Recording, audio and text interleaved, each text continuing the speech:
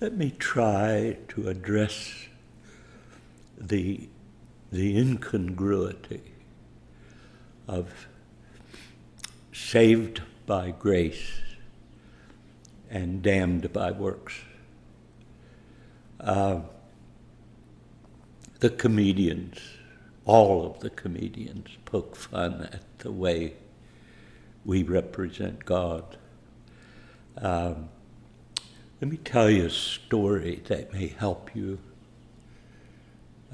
I'm driving down this highway, and a squirrel runs out. And I didn't run him over, but I nearly did. And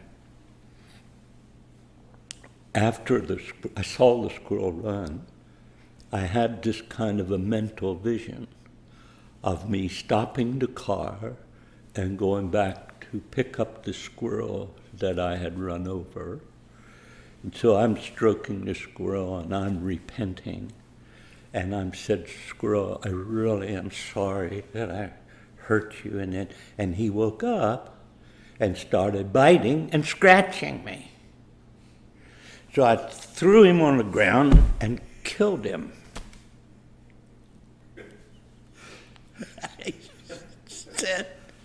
I said, "What's wrong with this picture? If you don't listen to what I'm saying, I am going to send you to hell forever." And there are now deep, serious movements and questioning and exegetical ideas, and I have a list of men and women whom I love and trust. Probably the most effective one has been Dietrich Bonhoeffer, who has been my hero. And he says, I really must question the way we have presented this. It was really helpful for me, because I don't have all the answers for this, but I know the way it's being presented is neither biblical, correct, nor does it help people. What I think we're doing is trying to control people with fear. And that is illegal. God has never done that, ever. The moment we become coercive, it is no longer agape. Jesus meets people by a concept that we must honor, which is, if I be lifted up, I will draw men to him. He doesn't threaten them, intimidate them. And so there's a cry for us to lift Christ up in such a way that men and women, especially youth, would be drawn to him. Acts 17:31 says, God will judge all humanity through a man, the man Jesus Christ, a human man, a man that was made totally human and fully God. That's the incarnate Christ. Now, for us to be able to relate to him properly, we are required, listen to the scripture, we are required to be free from fear. Agape matured delivers us from fear.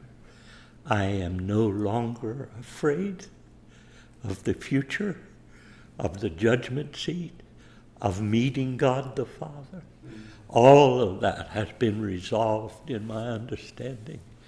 And I know him as my Father, and the joy and the release. And I'm 85 years old. I wish I had another 50 years to do this. I wish I did. And at my age and where we are, the eagerness to be able to say, to every nation in this globe.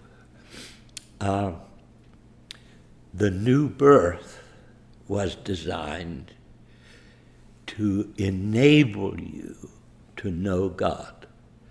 The cannot that's used in John 3:3 and John 3:6, you cannot enter, is a word that means you are not able. Does not mean you will be forbidden. It means you are not able to know God until he does something for us that enables us to know him and love him. He enables us to turn our face toward him. And the new birth is an enablement. It's not magic. It's not white magic. It's not, it is what it is. It is a quickening of my spiritual ability to see and hear and speak and know and feel. All of that is awakened so I can know God, who is a spirit.